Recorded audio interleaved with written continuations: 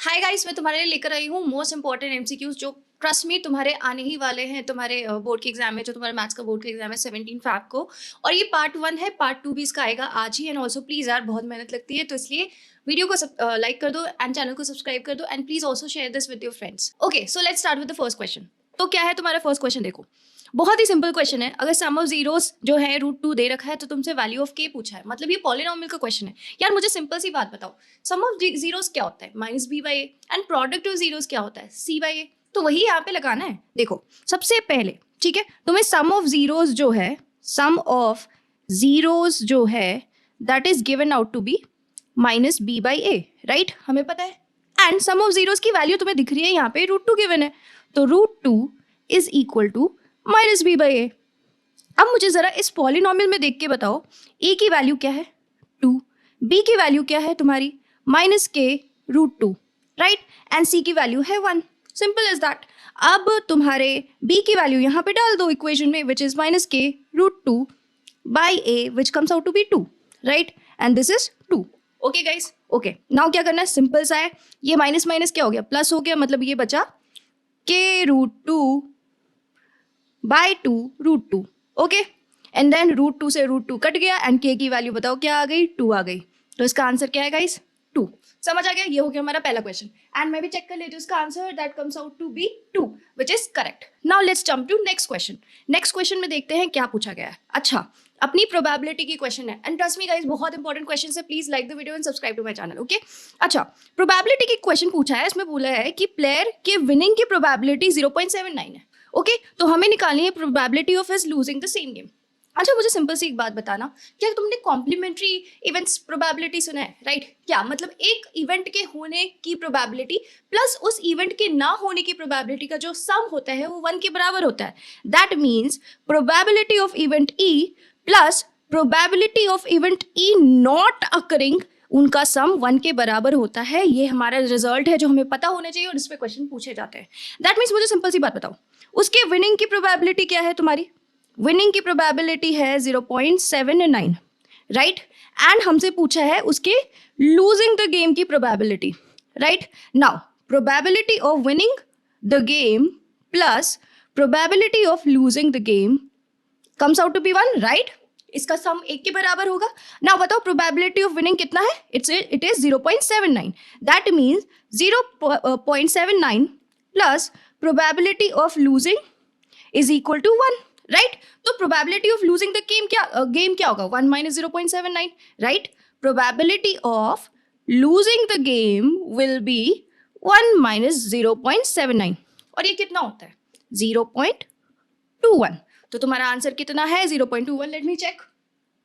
Yes, option D is correct. Now let's go move to next question. तो third question में क्या बोला है कि अगर तुम्हारे रूट्स हैं इक्वेशन के रियल एंड इक्वल, तो बताओ कौन सा रिलेशन ट्रू है। अच्छा, मुझे एक बात बताना, क्या तुमने डिटर्मिनेंट सुना है? अगर डिटर्मिनेंट ग्रेटर देन 0 होता है तो होता है रियल एंड डिस्टिंक्ट। अगर d इक्वल टू 0 होता है तो रूट्स कैसे होते हैं? Real and equal. एंड अगर d लेस देन 0 होता है तो रूट्स होते हैं not real, right guys? Now इस क्वेश्चन में तुम्हें बोला है कि जो रूट्स है वो रियल एंड इक्वल है, तो कौन सा इनमें से रिलेशन ट्रू है? अच्छा, एक बात बताओ, अगर रियल एंड इक्वल है रूट्स, तो डिटर्मिनेंट क्या 0 के बराबर होता है? यस, डिटर्मिनेंट की वैल्यू होती है b² - 4ac is equal to 0, right? That means we can say that b² is equal to 4ac, right?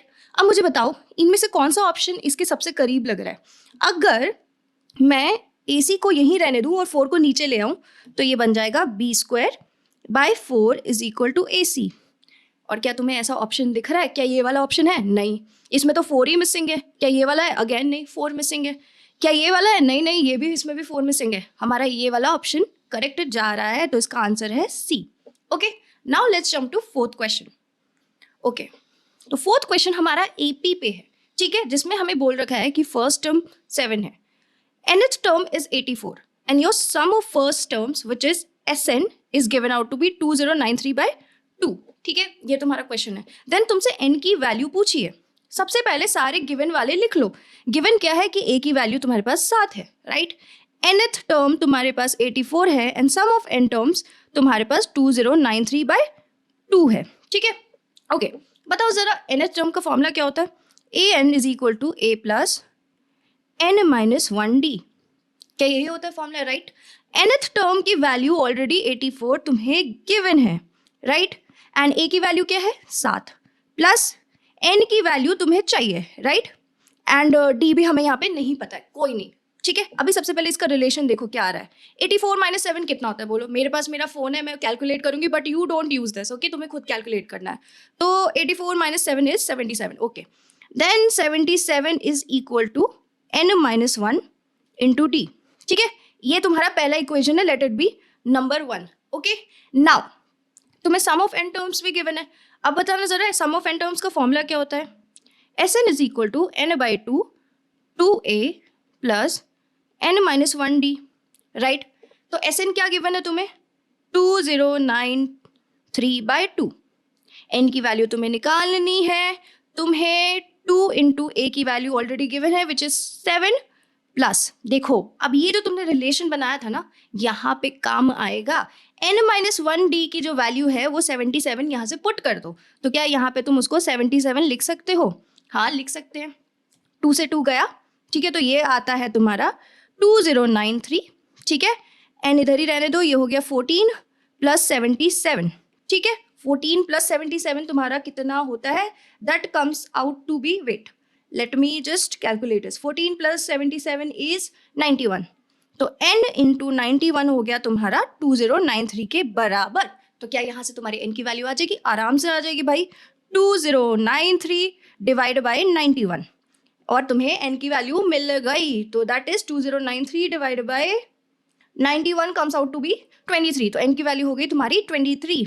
तो तुम्हारा ऑप्शन हो गया यहाँ पे C। क्या ऑप्शन C सही है? Let me check, yes it is correct. Okay, अब हम चलते हैं नेक्स्ट क्वेश्चन पे। अब हम करते हैं फिफ्थ क्वेश्चन। तो फिफ्थ क्वेश्चन में तुमसे क्या बोला है कि दो पॉजिटिव इंटीजर्स हैं तुम्हारे p एंड q, ठीक है, जिनको हम एक्सप्रेस कर रहे हैं एज p दिस q। हमसे पूछा है LCM of p and q। तो अगर मुझे सबसे पहले तुम बताओ कि एलसीएम क्या होता है, तो एलसीएम होता है product of highest power of each factor, product of highest power of each factor, right? तो सब ईच प्राइम फैक्टर, यहाँ पे प्राइम फैक्टर भी प्लीज ऐड कर लेना, ठीक है, क्योंकि हम सबसे पहले प्राइम फैक्टराइजेशन करते हैं, ठीक है? तो सबसे पहले p को ले आओ प्राइम फैक्टर्स में। तो p कितना है? 18 a स्क्वायर b 4, राइट? तो a एंड b तो ऑलरेडी प्राइम है, तो वो प्राइम फैक्टर्स में है ही। 18 को हमें प्राइम फैक्टर्स में चेंज करना है, तो 2 की पावर 1 इंटू 3 की power square into a square into b 4 आ गया तुम्हारा p प्राइम फैक्टर्स में। अब ऐसे ही हम q को भी करेंगे, ठीक है? तो q हमारा कितना है? 20 a cube b square, right? अच्छा, अब a cube and b square तो अगेन वो प्राइम फैक्टर्स है ही, 20 को प्राइम फैक्टर्स में चेंज करो तो इट विल बी तुम्हारा 2 स्क्वायर 5 की power 1 into a cube b square, right? यही होगा, 5 इंटू 4 कितना हो गया? 20। सो this is your prime factor of q and this is your prime factor of p। अब इसको ना जरा अच्छी तरीके से लिखो, ठीक है? तो p क्या होगा जरा बोलो? p तुम्हारा होगा 2 की पावर 1, 3 की पावर 2, 5 की पावर 0 इंटू तुम्हारा a square into b 4, right? अरे 5 की पावर 0 क्या होता है? 1। अगर मैं यहाँ पे 5 की पावर 0 लिख दूँ तो क्या कुछ चेंज होने वाला है? नहीं होने वाला, ठीक है? अब हम q को वैसे ही लिखते हैं। q अपना क्या है बोलो? इट्स 2 की पावर 2 इंटू अगेन 3 है ही नहीं, तो 3 की पावर 0 कर दो, 5 की पावर 2 कर दो and your a cube b square, right? अब मैंने क्या बोला? अब तुम्हारे पास प्राइम फैक्टर्स में p एंड q दोनों आ गए। अब मैंने तुम्हें क्या बताया? एलसीएम क्या होता है? Product of highest power of each prime factor, ठीक है? तो अगर मैं एलसीएम बोलूँ तुमसे, पूछूं p और q का, तो इतना मुझे बताना, 2 की हाईएस्ट पावर क्या है? 2 की पावर 2, राइट? तो 2 की पावर 2। जरा 3 की बताना, 3 की पावर 2, राइट? देन सॉरी, ये मैं बार बार 5 की पावर 2 क्यों लिख दूँ? मैं, हमारे पास 5 की पावर 1 है गाइज, सॉरी,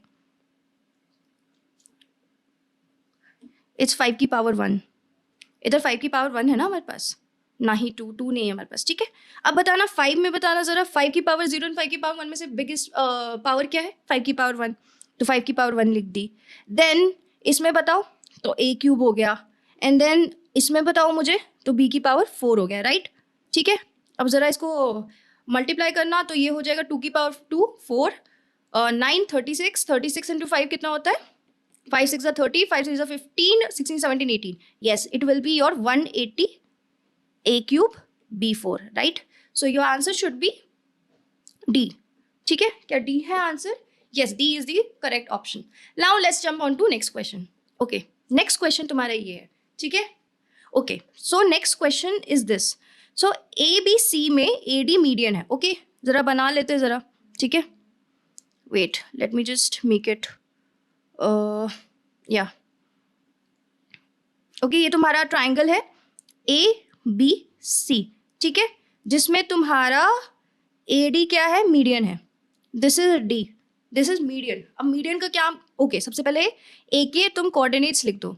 ए के जो कोऑर्डिनेट्स हैं वो 5 - 6 है एंड बी के कोऑर्डिनेट्स 6 और 4 है, ठीक है? तुमसे क्या पूछा है?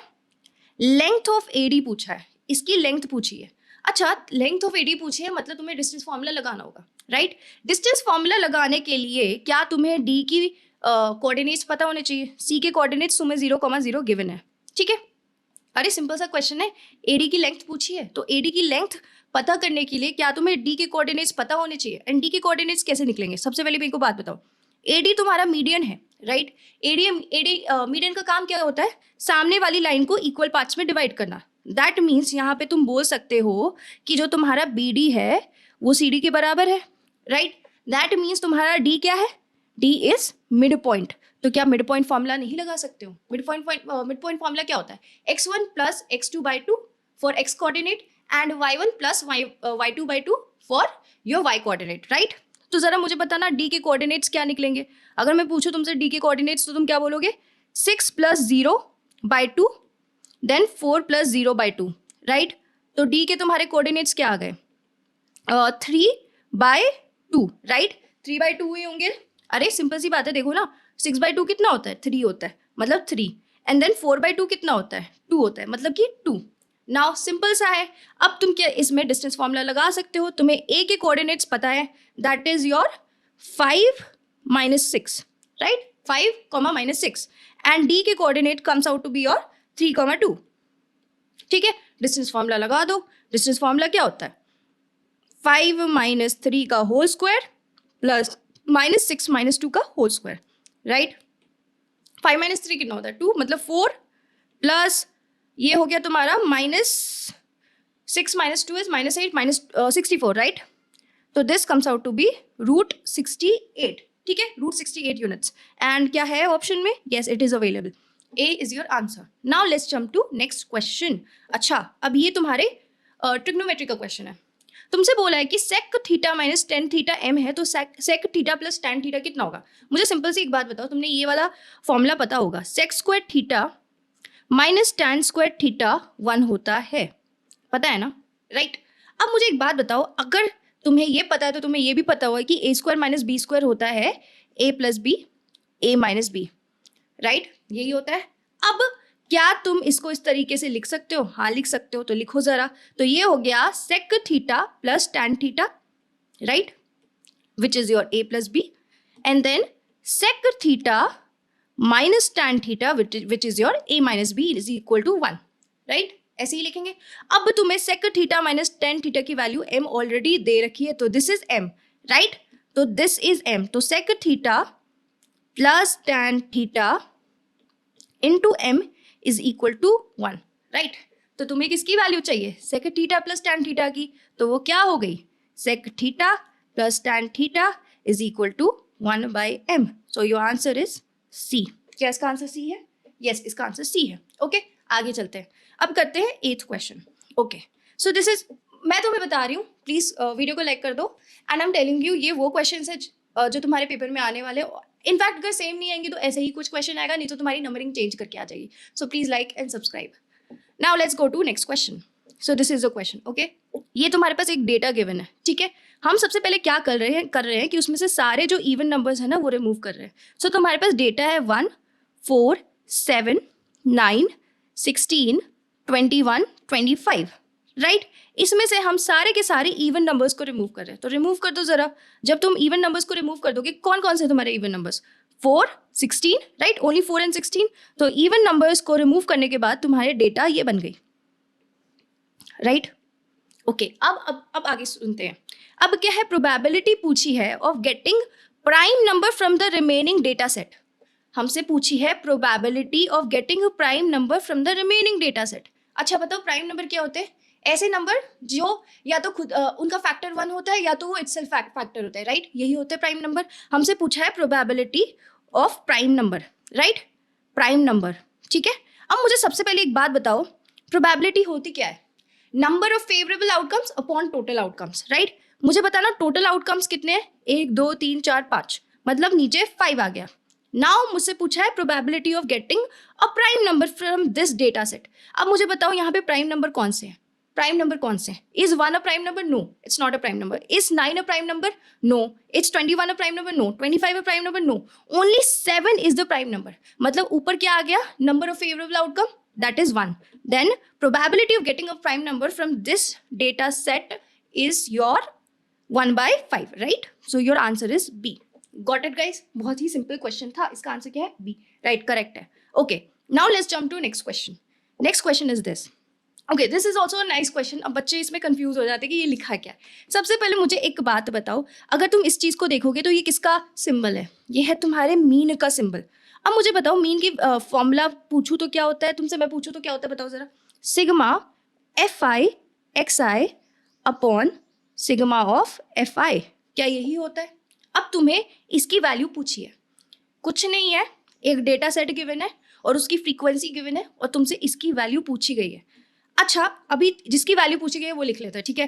That is sigma N 1 to N F I X I minus mean. X bar क्या होता है तुम्हारा? मीन होता है।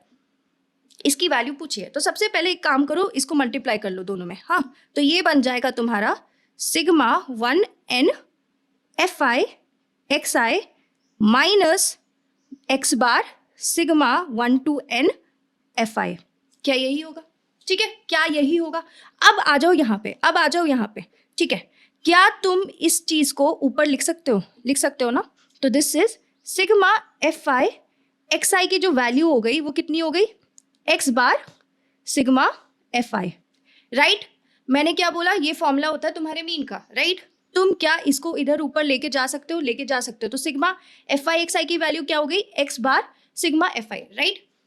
क्या इसको तुम यहाँ पे लिख सकते हो?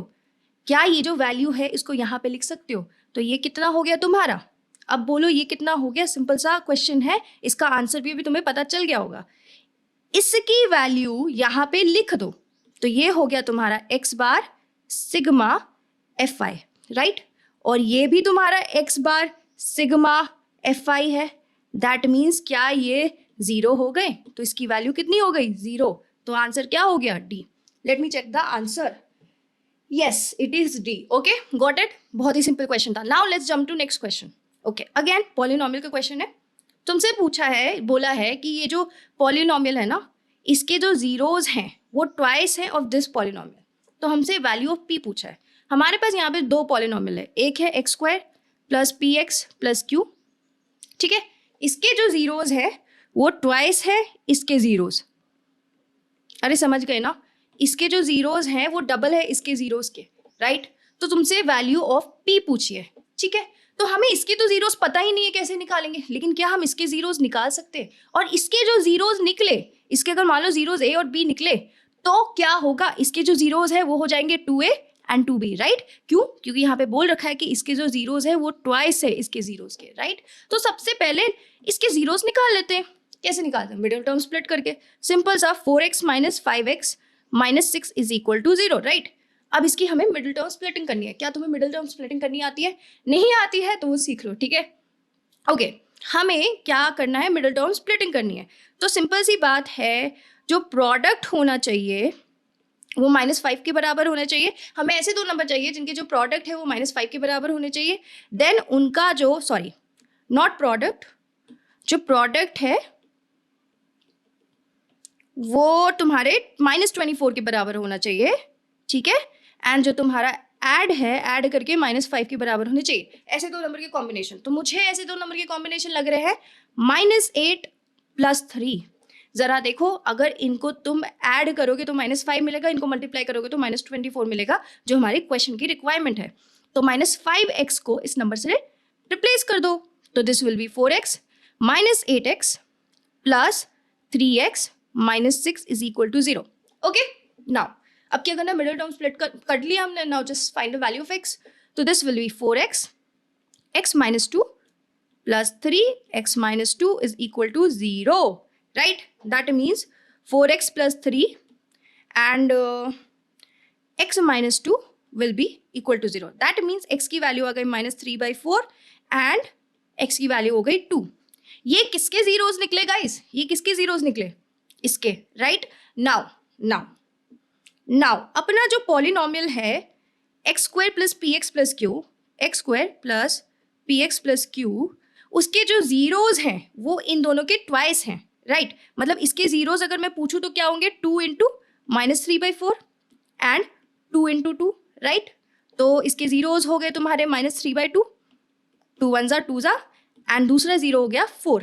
और तुमसे क्या पूछा है, p की वैल्यू पूछी है, ठीक है? अभी भी क्वेश्चन खत्म नहीं हुआ है, अभी हमारे x square plus P x plus Q के जीरोज आ गए, दैट इज -3/2 एंड 4, ठीक है? बट हमें दूसरी चीज करनी है, हमें p की वैल्यू निकालनी है.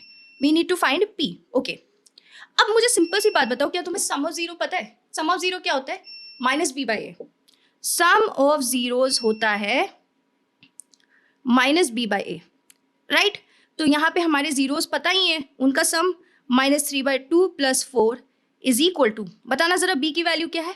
p है, राइट? -p. और a की वैल्यू जरा बताना क्या है?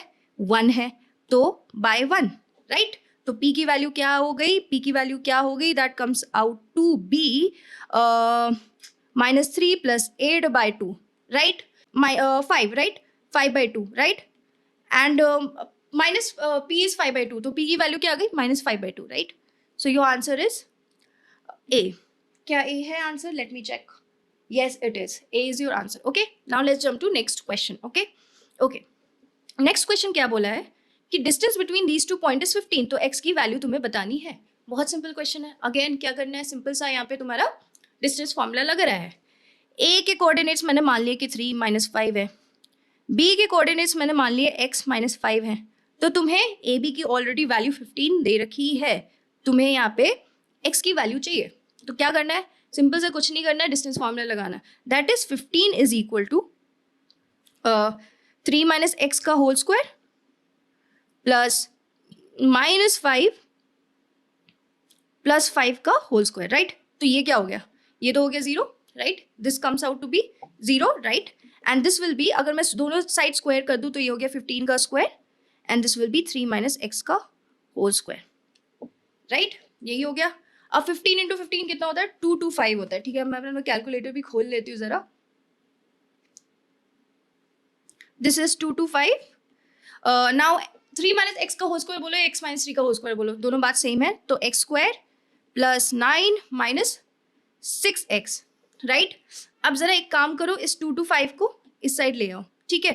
तो x square plus 9 - 225 - 6x is equal to 0, right? तो ये हो गया 225 में से -9 के, तो आई थिंक बचता है तुम्हारा 16, 216. Let me do it again. 225 plus 9, yes.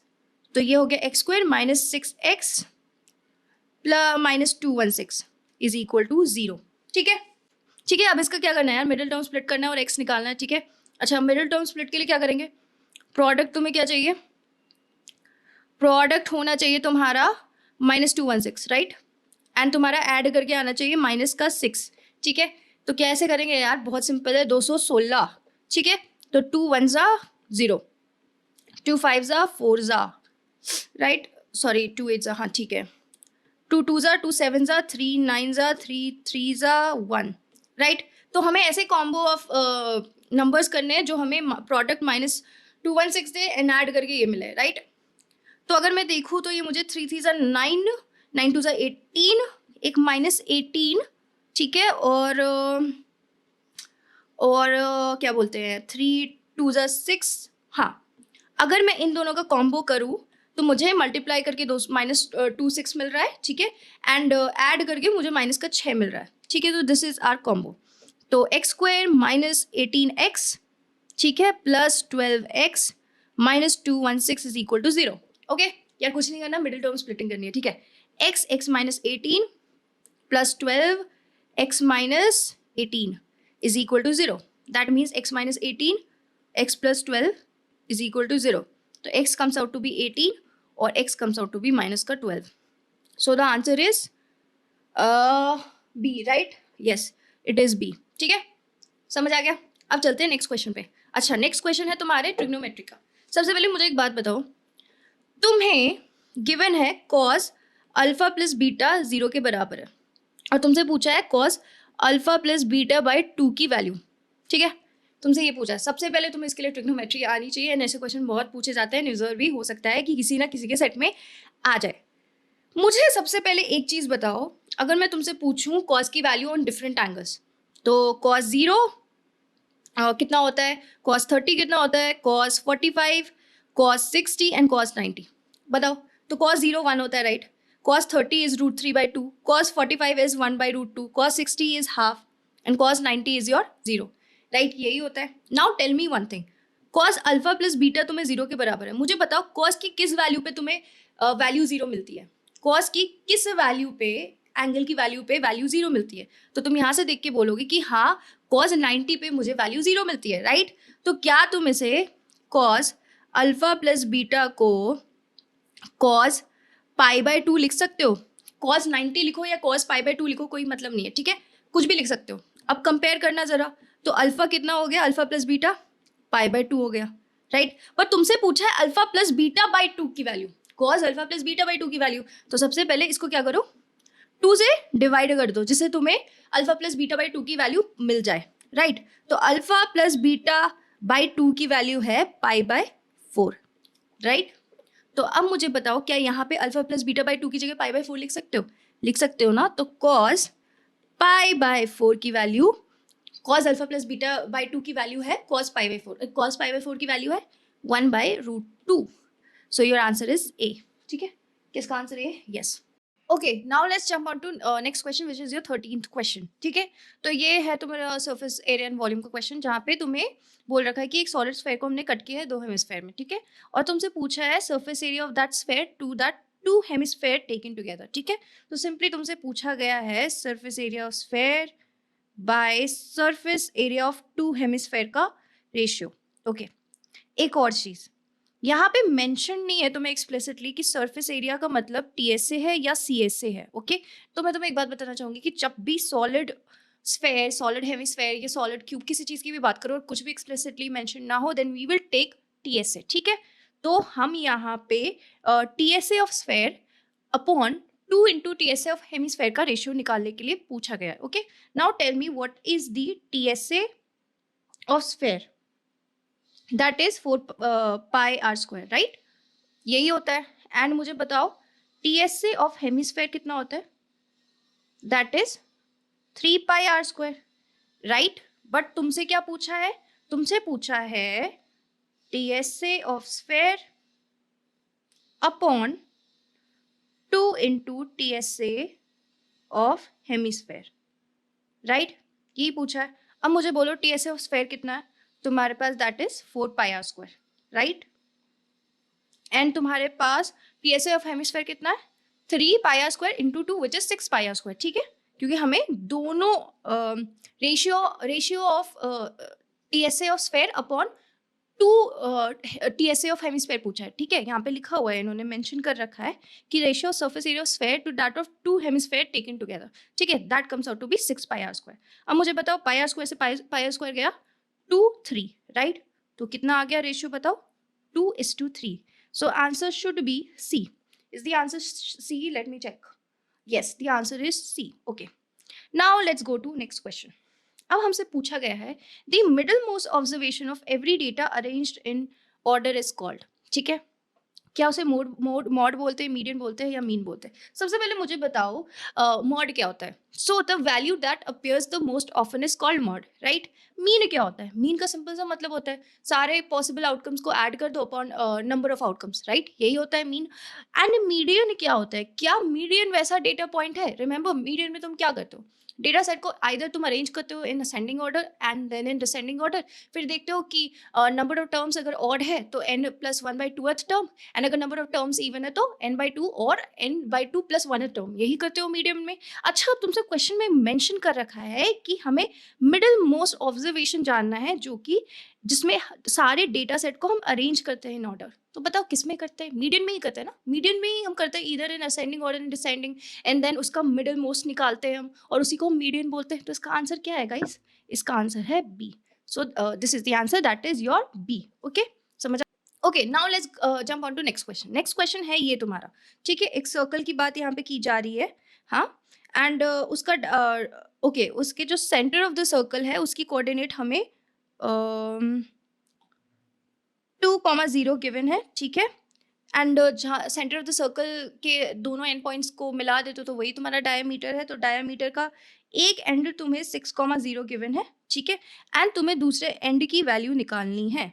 Simple सी बात है, ये सेंटर ऑफ द सर्कल है, right, this is radius and this is also radius, right, and centre of the circle जो है वो एक्ट करता है as the mid point of the diameter, right.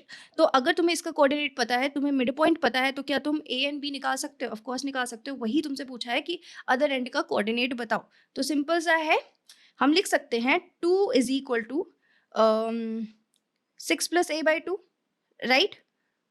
2 जो मिड पॉइंट है इज इक्वल टू 6 + a/2, तो that comes out to be 4 - 6 is equal to a, right, and a comes out to be -2, right. Same you can find the b coordinate. B coordinate क्या होगा? 0, which is your midpoint here, will be equal to 0 plus b/2. तो b की value कितनी आ गई? b आ गया 0, right. b comes out to be 0. So your coordinates are -2, 0. That is C.